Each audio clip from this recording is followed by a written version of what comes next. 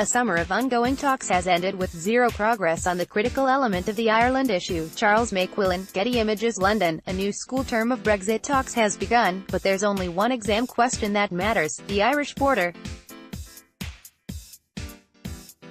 A handful of tricky issues remain in the 20% of the withdrawal deal text yet to be agreed between London and Brussels: the EU's luxury food names and the mechanism for settling future disputes, to name two. But at this late state, it is highly unlikely anything other than the Irish question could break the UK-EU withdrawal negotiation.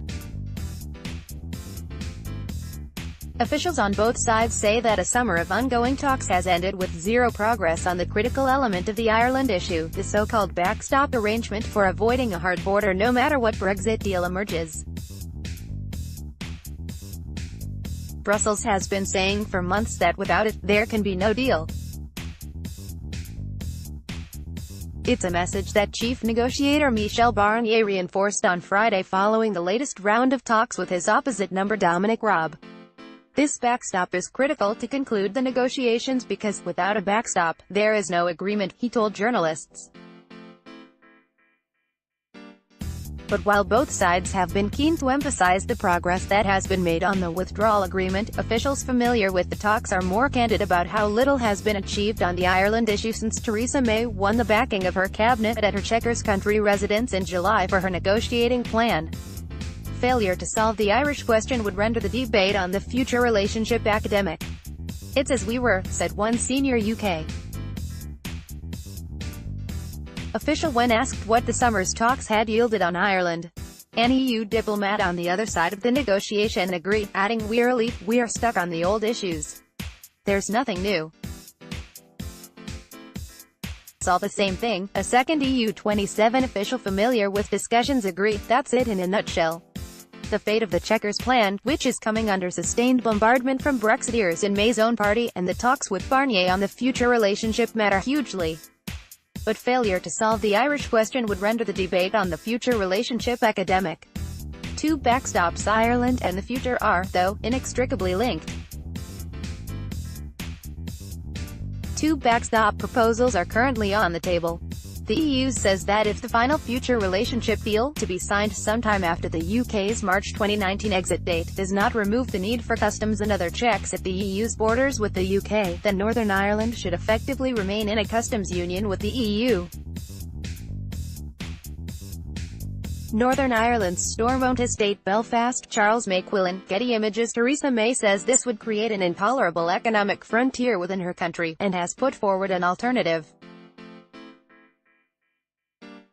But this UK proposal is predicated on the EU accepting the central pillar of the Chequers plan for the future relationship, a common rule book on goods and agri-food that would remove the need for regulatory checks at the north-south border. At the same time, the plan would allow the UK to diverge from EU rules on services. But in an interview with the Frankfurter Allgemeine Zeitung newspaper, which took UK officials by surprise, Barnier this weekend gave his firmest rejection of that proposal, saying that allowing the UK to pick pieces for the single market would be the beginning of the end of the European project. His language echoed that which EU diplomats have been using privately all summer. "I'd say to the British, you do not understand what you are asking of the EU 27, said the first EU diplomat. "You are asking to start the process that will dissolve the European Union. No wonder then that on the EU side the expected outcome of the backstop negotiation is that the UK will have to swallow a version of the EU's proposal." Barnier talks about de-dramatizing the backstop, and diplomats are conscious that rebranding could be needed. Diplomats close to the negotiation note that trade between Northern Ireland and the rest of the UK is already subject to some checks, for instance on live animal imports. A minor uptick in this kind of activity could be dressed up as something short of a border in the Irish Sea, they argue. There could be some rebranding, repackaging, the first EU diplomat said, before joking, not customs patrols, but friendship patrols, that kind of thing. Salzburg summit. The next major Brexit staging post will be the informal meeting of EU leaders in Salzburg on September 20th. UK. Officials want an opportunity for May to make her checkers pitch, and then for the EU 27 leaders to carve out time for a Brexit discussion, although they are not presenting it as a make-or-break moment, according to one senior UK official. The British negotiating team will be looking for a formal acknowledgement that checkers and the subsequent white paper represent an evolution of the UK's Brexit position. This language is important as European Council guidelines from June reiterate that, if the UK positions were to evolve, the Union will be prepared to reconsider its offer. The Brits may get their wish, but not much more. "We recognise that Theresa May made a huge step with the white paper," said the first EU diplomat. "We can assume there will be some discussion of Brexit at Salzburg. But it would be wrong to assume it will be groundbreaking, or that there will be any concessions. There is a feeling in Brussels that, given there are party conferences in the UK between now and then, we would require a bit more time after October." Council EU diplomat after Salzburg. The next diary day is October 10th. Give or take a few days, this is the final date, some EU diplomats believe, by which Brexit deal would need to be done in order to go through the necessary Brussels and member country bureaucratic processes in time to be signed off by leaders at the October 18th European Council summit. Still, officially at least both sides' goal. This is becoming more and more unrealistic, and Barnier has acknowledged publicly that the deadline could slip to November. There is a feeling in Brussels that, given there are party conferences in the UK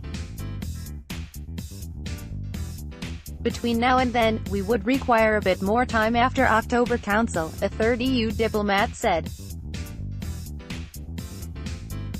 The first diplomat said a specially arranged November summit, at which leaders would either be asked to resolve one or two outstanding negotiation issues at political level, or be presented with a finalized deal to sign off on, is a possibility, but that it is too early to talk about choreography. The political declaration, the final unknown, assuming the two sides can resolve the Irish backstop, is the political declaration on the future relationship, the complementary document to the formal withdrawal agreement. It is on this, more than the details of the withdrawal treaty itself, that the UK Parliament is likely to judge May's Brexit deal.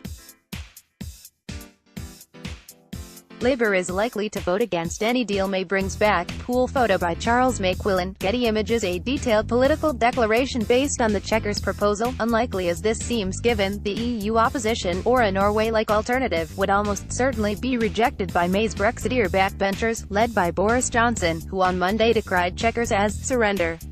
But a political declaration detailed enough to make clear a change of course toward a Canada-like free trade deal risks being rejected by Remain-leaning Conservative MPs. The opposition Labour Party is likely to vote against any deal May brings back.